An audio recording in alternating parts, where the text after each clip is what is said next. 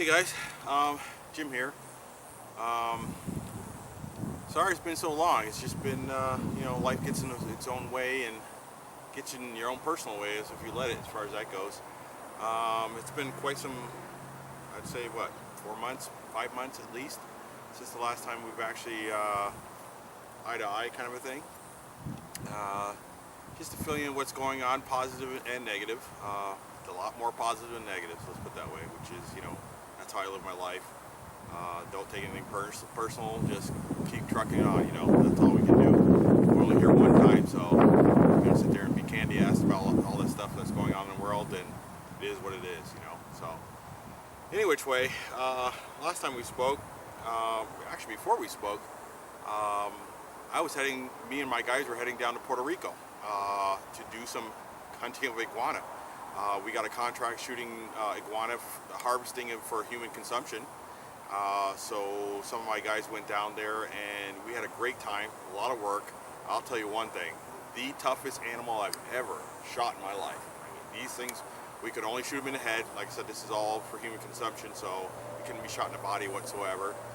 And man, I'm telling you, 25 caliber, 25 grain pellet, just hit them good, but man, sometimes you had to do a follow-up, and we didn't realize it until we put the 33.9, which just had come out, into them. We had them shipped out from AOA, one of our sponsors, to us down in Puerto Rico, and man, I'll tell you one thing, those stopped them in their tracks, bro. I mean, those animals are just brutal. But then you're talking about an animal that has a brain of the size of a pea, so close to your pinky, into your pinky. So placement is about everything with that. So we only use guys that really could do those kind of shots, and they did excellent. I think every single one of you guys were coming down there. It wasn't as what we expected. A lot of it we were blindsided on, but we'll get into that another time as far as that goes. And the other thing that happened, my wife had a massive heart attack while I was in Puerto Rico. So it kind of changed everything in our whole life, literally, from how we eat to how we exercise to, we all had to come together and try to help my wife out as much as possible. And I think, the girls, well, Mandy especially, and Nico for stepping up to play and helping out their mother while I was gone, and she had two stents put in her heart. She's doing great now, don't get me wrong. She gets her exercise. We're all following the diet, which we all should any which way. If you figure a lot of food that we're eating today is not the healthiest anyway. So following her diet, it all helps us lose some weight. Get back in the gym, get those muscles up and everything like that. But so those are kind of things that happened there. And then of course my pit bull Torque, who I love dearly and so forth, who has been my main buddy for many of 10 years. His cancer finally got the best of him, and it took him. So that hurt a lot. Still stings to this day. It hurts. I mean, people have dogs, and I understand that. But when you have a working dog that actually works with you and actually saved your life twice, you have a huge different respect of what those dogs can do. You know what I'm saying? So I'm just trying to get over a lot of this small little bumps in the road of life as far as that goes. And on the good side, we started a company called huntiguana.com. Now, what it is basically exactly what it is. We are a hunting guide service that we started in Puerto Rico, hunting iguana. So if you ever want to take your air rifle, you can ship it to us down in Puerto Rico, or you can bring it with you on the airplane or whatever you want to do, or send it FedEx or what carrier you want to use to get it down there. I actually have a video of how to pack a PCP to go on an airplane. That's on there, so check that out. Real easy, and I figure if I can do it, anybody can do it as far as that goes. And if you know anything about Puerto Rico, they have real strict gun laws, as far as that goes. So real easy, to be honest, as far as that goes. But back to huntiguana.com, we are exactly doing that, man. We're going to take you guys that are huge into air rifles, bring you out and show you the experiences that we do as harvesters that we love, and show you that this is a new animal to actually hunt. So when your hunting season's almost over, you can hunt these things all year round. You know, they're in Puerto Rico. They're considered the green plague. They're so bad. There is some to the effect of 4 million people on island Puerto Rico, and there's probably twice that amount of iguana. They're just all over the place. And you know, the iguanas we're seeing were 5 feet to 6.5 feet long, from a pound all the way up to 20 pounds. We saw a couple in a cage. One of the guys in Puerto Rico, Mueller, just shot one. It was 38 pounds, bro. 38 pounds, okay? That's bigger than your cat, okay? And that'll tear your cat up. Those things are no joke, man. So any which way, we want you to come out and experience what we love doing as far as that goes. Shoot iguanas, as many as you want, for $300 a day. You can't beat that. And if you have a group or club, whatever else, we'll discount it. We'll give you good deals, guys, you know. And we'll take you out and take you to the spots on these farms that we are contracted with down there.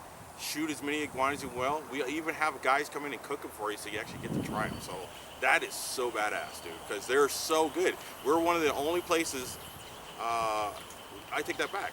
The United States has a huge following of people that eat iguanas, because they're from a lot of people from Central America eat iguanas, you know.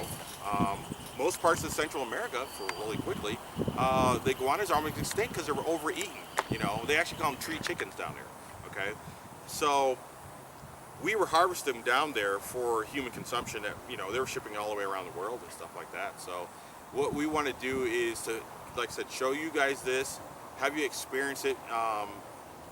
Plane tickets to Puerto Rico, they're cheap. I mean, they're trying to get as much people to come down there and visit the island as possible, you know. So the tickets are really cheap. We plan to have guided hunts every 2 weeks throughout the year, all year round. We've got one of my guys that worked with us, Felix, he lives down there, so he can do a lot of this tours right there. And we've got guys on the East Coast that can jump on the airplane and be down there in a matter of hours, you know. Here from Arizona, it's a little bit longer as far as that goes, but either way, we're planning to do that. The other thing we're going to also do here, especially in Arizona, is I'm going to be doing guided pigeon hunts, okay? Not dove hunts, pigeon hunts, you know. Doves are, I mean, you guys can see it. There's so many doves out here. It's like shooting doves in a barrel. Let's put it that way. But the pigeons are a lot smarter, so it gives you a little bit more challenge and stuff like that. Working with some farms right now that will allow us to do this on a consistent basis, and so forth. So we're going to have guided pigeon hunts and stuff of that sort out here, which is a lot of fun, and actually going after some of these ground squirrels. Okay, so I'll post that when that comes about, but right now it's mainly about the iguana and so forth. Okay, well today, let's get right back onto track here. Today I wanted to test out the new, really badass Predator Polymags 30 caliber. These things are brutes. I've shot them a couple times here and there, through some metal tin and so forth, and man, they are just punishers. I use it personally at night with my boss to shoot coyotes, and they do an astonishing piece of work. I mean, the damage that they actually put, the trauma that they put into the head of an animal is just amazing. And of course, I only shoot headshots any which way on big animals any which way. So, but it's just devastating. You know, 77 yards out, which is my gun is actually zeroed at. So I tend to want to be at that range and closer.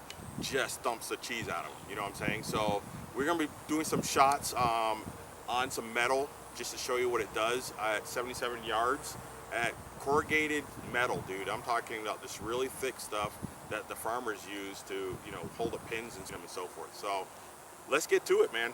It's been a while, like I said, and I do apologize for the little lapse in time here, but as you all know, we're all breathe there, so you can understand it. So let's get to it and let's have some fun. It's 108. Okay, guys, I wanted to mention something really quick.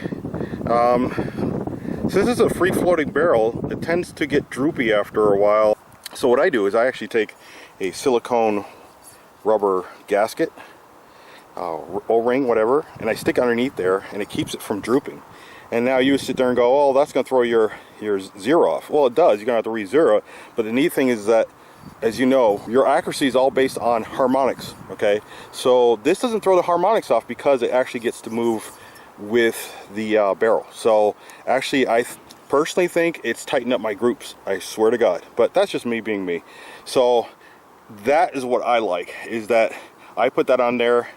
It's just perfect size to fit underneath there, and like I said, it helps that gap where I need to be, because the other day it was almost sitting on the bottom, and that's because I keep putting this in a soft case instead of a hard case where it should technically be in, so that way that this free-flowing barrel does not get affected. Just a little tip.